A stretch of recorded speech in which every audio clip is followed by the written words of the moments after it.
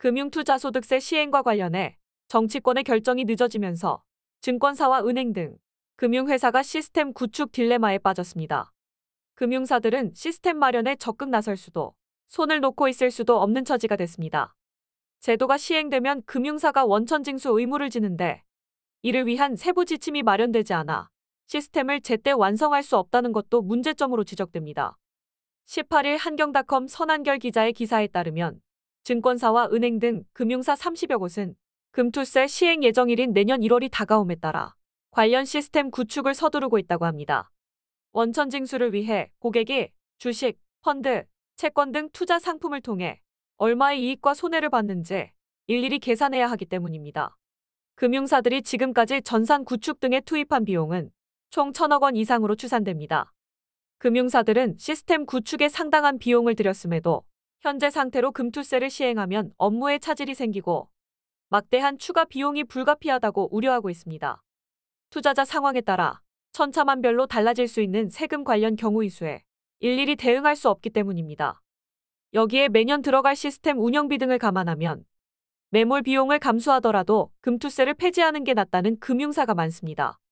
업계 관계자는 연내 시스템 구축을 완료할 수 있는 금융사는 한 곳도 없을 것이라고 말했습니다. 수협은행은 지난달 말부터 금융투자소득세 과세 대응을 도울 회계 세무법인을 찾고 있습니다. 금투세 시스템을 구축해달라는 게 아니라 금투세 과세 요건이 정확히 무엇인지 등을 제언해달라는 게 주요 내용입니다. 지난 6월엔 기업은행이 사업비 9억 원 규모로 비슷한 내용의 용역을 발주했습니다. 산업은행도 시스템 개발을 위한 컨설팅 용역을 하고 있습니다. 금투세 도입 여부가 불확실해 세부 지침이 나오지 않자 시스템 준비와 관련해 일단 회계법인 등의 의견이라도 구해보자는 심산입니다.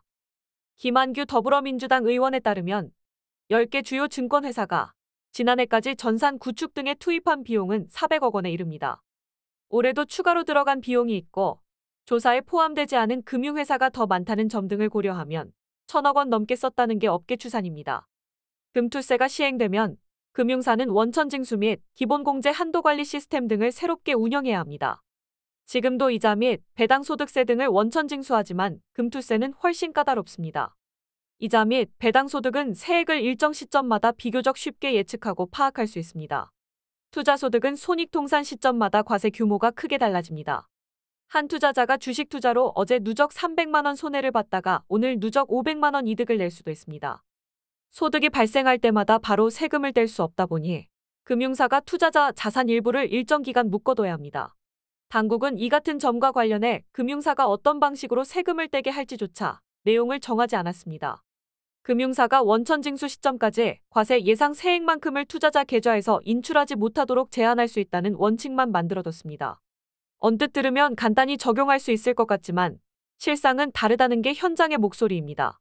계좌에 보유한 현금만 인출을 제한할지, 주식 채권도 포함할지, 인출이 제한된 자산에 대해 세액 확정 전까지 재투자를 허용할지 등이 모두 정해지지 않았기 때문입니다. 이런 내용에 관해 금융사가 재량을 발휘하는 것은 불가능한 일입니다. 각 사안을 어떻게 볼지에 따라 투자자에게 미치는 영향이 매우 크기 때문입니다. 9월에 주식 매매 차익으로 1,000만 원 수익을 낸 투자자에게 원천징수세율 20%를 적용해 200만 원만큼 인출을 제한하고 재투자를 허용하지 않으면 복리 효과가 확 깎이는 게 대표적인 사례입니다.